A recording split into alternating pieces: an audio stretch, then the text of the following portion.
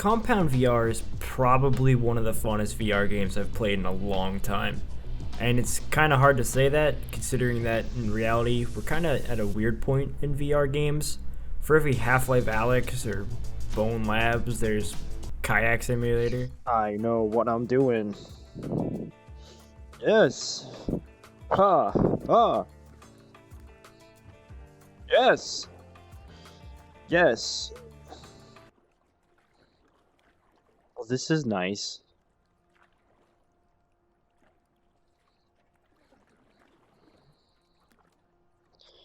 Those penguins? Holy crap, a penguin! Oh, look at him go! Look at him go! Oh, this one's closer, hell yeah. Penguin!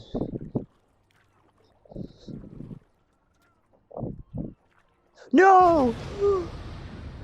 He's dead!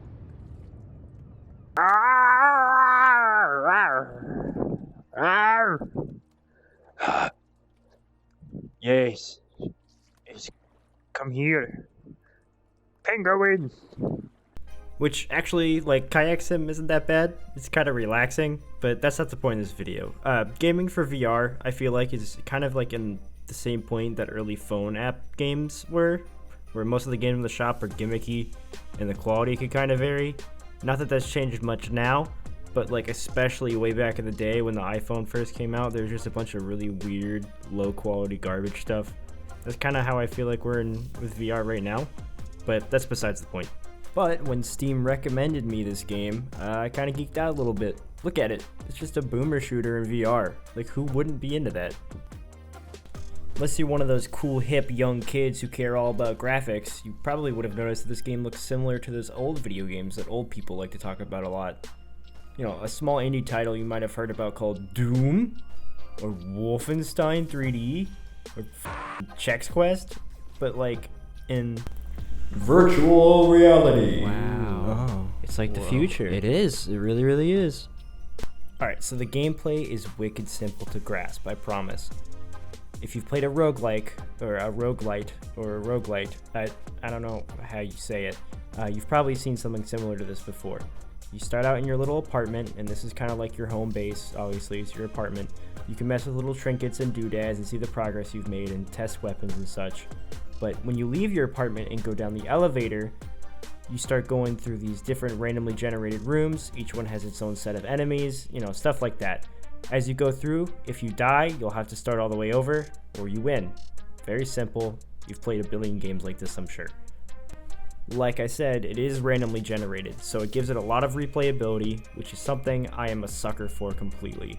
I think it's rad. Anything that lets me experience the game in slightly different ways, I'm gonna be about. Probably why I enjoy these types of games so much, so no matter what, unless you mess with the seed number thingy, you'll have a different map layout every single time. Now, the part that's probably the most important, the gunplay, it's also really simple, but for me at least, it's really fun and satisfying. Almost every gun is projectile based, so you're not just sniping people like it's Call of Duty, and each weapon has its own pros and cons to using them, which is something I totally didn't expect. While the starting weapons never really run out of ammo, they're relatively weak, but they can also be found anywhere, and there's a few different types of them. You've probably seen me smack like a container on the wall, like a little glass thing, and it says like emergency handgun. That's where you get them. There's a normal pistol that gets less accurate the more you shoot it, and needs to recharge if you spam it too much. And there's a shotgun pistol that feels kind of short, but it packs a big punch, just like my peanut. Penguin! But the real star of the show, at least for me, and my favorite out of the three, is the railgun pistol. I think it's a railgun pistol at least. It shoots a pretty strong projectile and it takes a little time to charge it between the shots, but can absolutely melt some dudes if you time the little recharge correctly and hit your headshots. And while in some cases, especially in a VR game like this, you would probably look at these three weapons and be like, ah, okay, word, pretty good guns, I'm sure this is all the guns they have. Wrong. Those are just three of the crap weapons you find just chilling in these little emergency handgun stations in case you run out of ammo. The real effective weapons are the ones you find scattered across the levels. Most are just kind of floating in a room where you walk in, very similar to something like Quake or whatever, while a ton of VR games focus on realism. Wow, it's like I'm really there. It's like real war. This game is more about trying to make it as close to like what an older shooter would feel like than anything else, you know, like Quake or whatever, more arcadey. Some weapons are not accurate at all, or the spread is insane, so you kind of just need to use them up close, but it's a video game. You're not expecting this to be real life, and if you are, you probably have some issues.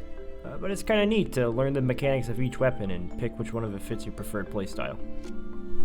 For me at least, I feel like I do the best when I'm just kind of running around or kind of at a distance, just shooting people in the head as much as I can, so that anything with precision is kind of good for me, like the sniper railgun thing.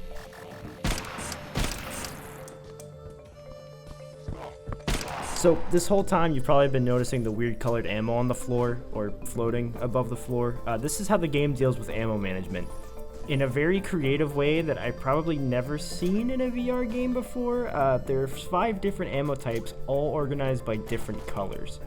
Each color has its own purpose or type or whatever. Let it be like pink for SMGs or like, you know, rapid fire stuff, or green for explosives, or red for science. I don't really know. It's the red group is a bunch of weapons that are really random but really powerful stuff. Lasers go bang. Pew pew.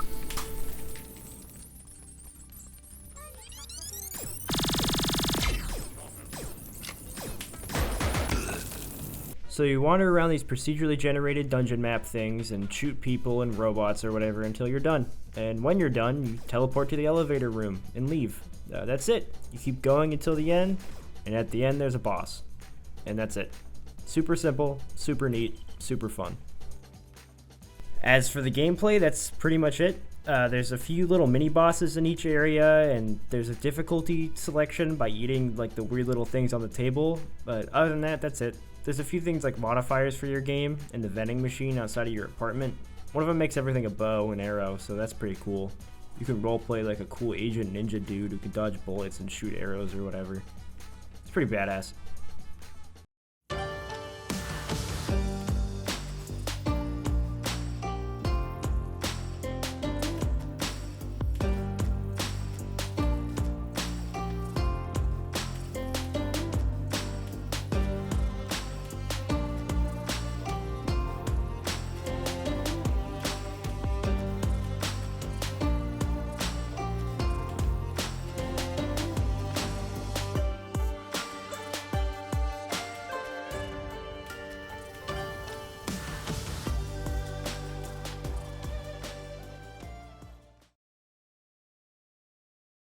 There is a little bit of a story, but it's kind of just like a generic kind of story where you go in and you fight the big bad company.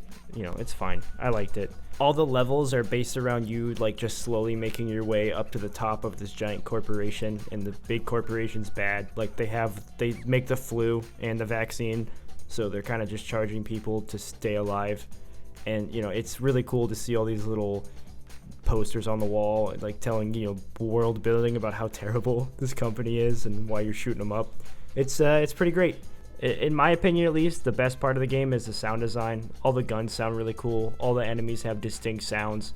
Even the guns sound different, you know, and when you shoot things, they explode and they have really cool sound effects, like when you shoot out a window or whatever. It's pretty great.